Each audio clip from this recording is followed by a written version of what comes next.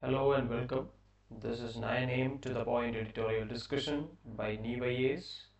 In this video, we are going to discuss all the exam relevant articles from the Hindu newspaper on 13th of June 2024. So, if you look at the overview of the Hindu today, we don't have many articles that are exam relevant. If you look at the first article, this deals with the expectation on the incumbent government in Andhra Pradesh led by the TDP party. It says that the minister Chandrababu Naidu is a man of vision. So there is high expectation on him to build a new capital in Amravati. You know that Andhra Pradesh and Telangana was bifurcated before, and Hyderabad as a capital was shared for some time, and now it is being given to Telangana because the time has expired, and Andhra Pradesh has to develop a new capital. So the former Prime Minister had a vision of three capitals for Andhra Pradesh, and now the new Chief Minister is aiming for Amravati as the capital, and it was a long-term promise. So that is the first thing. Then developing the cities, revamping the agrarian sector, continuing the inflow of investments. These are the priorities for Andhra Pradesh. It is discussed in this editorial. From the exam perspective, we don't have much takeaways in this article.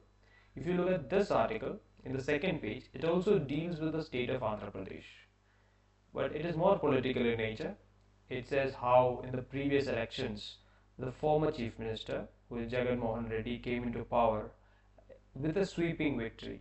And in the current elections, the same repeated, but for the other party. They also have a sweeping mandate. So it talks about the political landscape change and how the leader emerged, and again the priorities like investments, the agrarian policies, etc. So these are the two articles that deals with the state of Andhra Pradesh. This particular article deals with the recently concluded European Union Parliament elections. So the counting of the votes is not yet completed, but the trends say that in the election there is an upset to the centrist parties who are in power and the far right parties. One example is the party of Italian Prime Minister Giorgia Meloni. Such parties have huge gain in this particular election. That's the trend. And because of that trend, France decided to dissolve its assembly earlier, and they are calling for fresh elections. So President Macron has dissolved the assembly and they are calling for fresh elections in France. And what it says that if the far right is gaining strength in Europe, it will have some implications because the far right always stands for policies like protectionism, anti-migration. So for a country like India, we have a lot of migration to Europe right now, especially youth migration for job and education. So that can be affected. Then there will be protectionist policies. So free trade agreement with the European Union and negotiated trade lines will be affected because of this if the far right is gaining strength. So that trend analysis is given in this article. We don't have specific takeaways, so we are not discussing this article also in detail. This particular article deals with the elections again. It's a sharp political criticism of the current regime, current government. It says that the 2024 election result is very similar to the 1997 election result, which came after the emergency. The only difference is that the government is continuing. Here the government is not continuing, and the author says it is continuing because there has been a lot of excesses like the arrest of opposition leaders, the confiscation of funds, etc. But if the article on a whole compares these both these elections and says that there is a mandate against the government. This particular article, the Britain's summer of discontent, can be seen in line with this, specifically about Britain. So Britain is also going for elections. Prime Minister Rishi Sunak has called for an early elections. So from the UPSC perspective, when a country goes for elections, we always have a theme in the GS2 paper of the mains which compares the political systems of two countries. So in that regard, if Britain is going for elections, it is important to look into the political system of Britain or the nature of elections, because UPSC in the last 2 years has asked one question about the nature of electing the president of France. So such questions can be asked. But here in this article, it gives a overview of the political scenario. It says that the Conservative Party, which is ruling Britain right now, is likely to lose in the coming elections because Labours have an upper hand. And even if Labour come to power, the economic woes of Britain won't have a proper cure, because you know the triple problem of Brexit, COVID, and Russia-Ukraine war has left the European economy in shatters. There are very high inflation, and Britain has been at the extreme receiving end of this economic crisis. So they came up with the idea of Britain, expecting that there will be a lot of trade deals happening between Britain and other countries after Brexit is announced. But it didn't happen, maybe because of the COVID and other protectionist moves across the countries. It didn't happen, and they tried to curtail the migration inflow.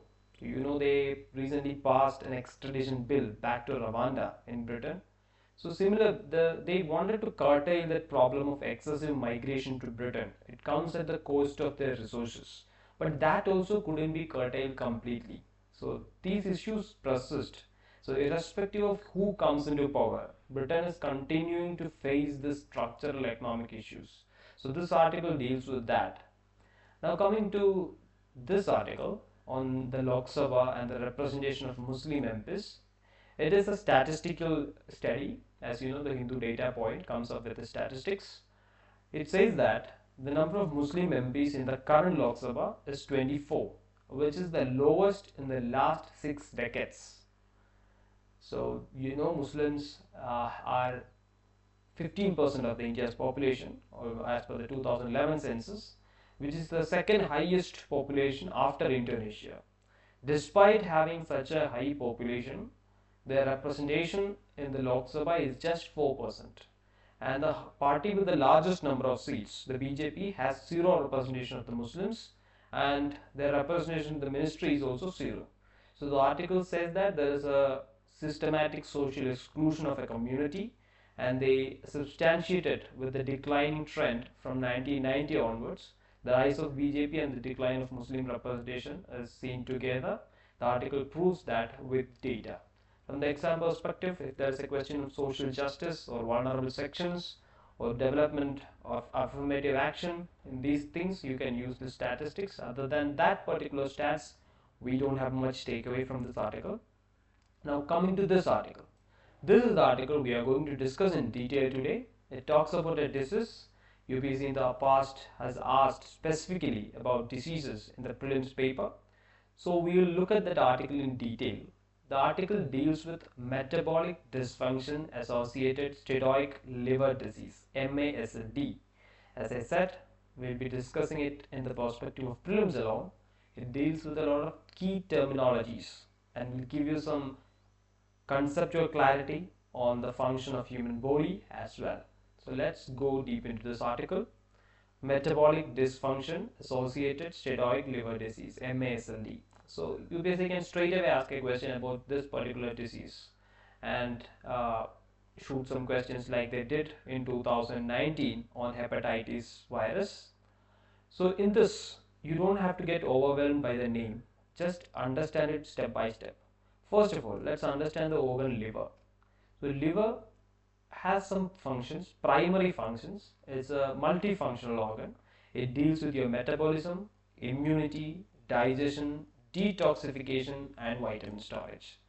So the blood that is coming out of the small intestine and the stomach passes through the liver, and these processes take place on a whole. So detoxification, it is important, and that is why alcohol is linked to liver diseases. An important fact to remember here is that liver is a silent organ. So unlike heart or any other organ, you won't get a symptom for a disease. You'll get it diagnosed only at the advanced stage. That is something to do with the liver. Same thing with hepatitis here. Now, connecting it with detoxification, there are two types of fatty livers. Fatty liver is a situation where fats get accumulated in the liver, and it can be fatal in nature. So there are two types of fatty livers. One is the alcoholic fatty liver. Second is the non-alcoholic fatty liver. Here you have to understand that traditionally we understood fatty liver as a consequence of alcoholism. Later we really realized that people who don't consume alcohol also have a condition of fatty liver, and that was termed as non-alcoholic fatty liver. Later we realized that non-alcoholic fatty liver is in fact related to some other process like metabolic health, cardiac health, and cancers. Because of that, non-alcoholic fatty liver is being considered as metabolic dysfunction associated steatotic liver disease now. So this particular terminology is nothing but non-alcoholic fatty liver. That's the concept. And in this year's International Fatty Liver Day, the theme is Act Now, Screen Today. Coming to the disease, you have to understand that the global prevalence of this disease is 25 to 30%. The percentage in India is even higher. This can be seen in the larger context of non-communicable diseases in India. That can be a main question as well, because that is the largest cause of death in India. So it is the largest cause of death in developed countries as well, because these diseases are lifestyle diseases. Now coming to the MASLD process, it will give you some insights about the functioning of the liver and the body. So what happens is, what the process that takes place here is, we'll keep consuming excessive carbohydrates. So if you take the case of India, our diet is carbohydrate dominant diet. So we consume carbohydrate, we consume roti, chawal, and processed food, processed carbohydrate in the form of potato chips per se. So when we consume excessive carbohydrates, what the body does is to produce more insulin, because there will be more glucose in the body. To process or break down that glucose, you need more insulin. So the body will produce more insulin. And the persistent level of more insulin in the body, because we'll keep consuming excessive carbohydrates, the persistent level of insulin in the body will lead to insulin resistance. When there is insulin resistance, there will be less metabolism, so the carbohydrates won't get broken down. As a result, what is left behind will become fatty acids and they'll get stored in the liver. So this is the mechanism or the process through which this disease occurs, MASLD. And when it comes to the diagnosis of this disease, you have two key terminologies to be clear with. One is the ultrasound technology, which is done on abdomen. It's a very common medical tech. In this technology, first you have to understand the nature of sound waves. So sound waves travels in different frequencies. The human audible limit is 20 Hz to 20,000 Hz. So below 20 Hz we call it infrasound, and above 20,000 Hz we call it ultrasound. So that is high frequency sound. This high frequency sound is sent into the internal organs, any organ per se. It will get reflected back from the tissues, and that signal is used to make an image or get an idea of the tissue or the internal organ. And that is how ultrasound works in medical sector. So it is a scanner, probably something that will give you an idea, something that will help you in diagnosis. So that's one thing to identify this disease. Second is a non-invasive tool called vibration controlled transient elastography. So this particular technology can be asked in separate. Vibration controlled transient elastography. It's a very simple technology. It uses the mechanism of vibration. It's a non-invasive tool because nothing is being passed into your body. You don't have any radiation or anything. It's a simple tool that vibrates, that is kept outside your abdomen, and with the vibration it will give an idea about liver cirrhosis. No, it measures liver stiffness. There is a slight spelling mistake here. It measures the liver stiffness and it will give you idea about liver fibrosis. Liver fibrosis is the development of small fibers or small developments on the outer layer of the liver. So when you have a disease like this, you are likely to have liver fibrosis as well. And these small developments, like pimples, you can say in simple words, on the outside of the liver can be diagnosed using this technology, and you will get an idea about the conditions like MASLD. So just understand that these two technologies are medical technologies. They are used in the context of liver, how liver functions, how this disease functions, and its relation and its theme for the year. So it will give you a lot of takeaways and clarity with regard to this topic for the prelims. That's all from the Hindu editorial today. Thank you for listening.